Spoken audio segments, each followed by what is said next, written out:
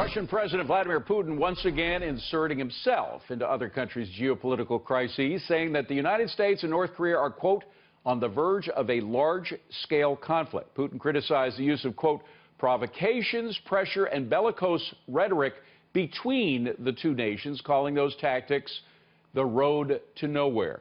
Here to discuss those comments, U.S. relationship with Pakistan, and a lot more, we're joined by former U.S. Ambassador to the UN and Fox News contributor John Bolton. Ambassador, there was a phrase from the old Cold War era called moral equivalency. A lot of the left-wing critics of the United States claimed there was this some kind of moral equivalency between what the Soviets were doing and what we were doing, when in fact there wasn't. It sounds like Putin's taken a page from that book. Well, literally, you took the words out of my mouth.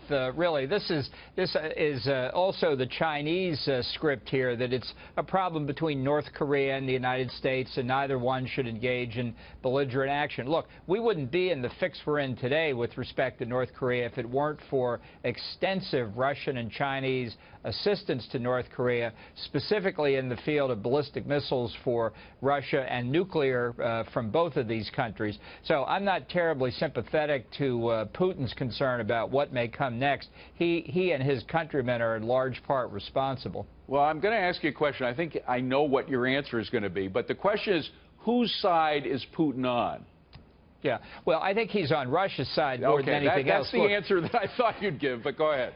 He would like to see Japan, South Korea, and the United States weighed down by this continuing North Korean threat. But if he thought about it a little while, he would see that ultimately it should be in Russia's interest, I think as it is in China's interest, to eliminate this piece of baggage in North Korea, eliminate the threat to peace and security in Northeast Asia, allow the reunification of the peninsula, and stop this once and for all. He's playing a dangerous game. He's got a difficult position when he looks south and sees China with a lot of people and no mineral resources to speak of, and Russian Far East Asia with a lot of mineral resources and very few people. Well, speaking of a strange game, there's a very strange game transpiring right now in the desert of eastern Syria, where a convoy of 17 buses of ISIS fighters, along with their families, we have to mention, is sort of stuck between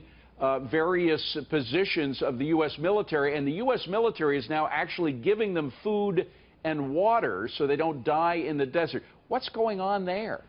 Well, it's a complete breakdown, I think, of our ability to pursue a strategic objective here. We're supposed to be trying to destroy ISIS. I would take these people prisoner, give them to the Kurds or the Iraqis or one of the other Arab states.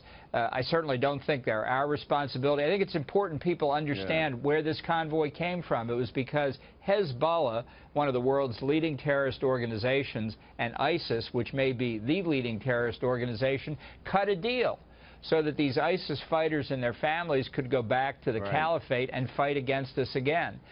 This is, look, we need a more strategic view of this whole conflict, and the notion that we're feeding ISIS fighters because they've used their families as human shields is just mind-boggling. But it is true that that they are, and this is a tactic we've seen with terrorists ever since, for decades. They've been doing this since the PLO was in power in parts of Palestine.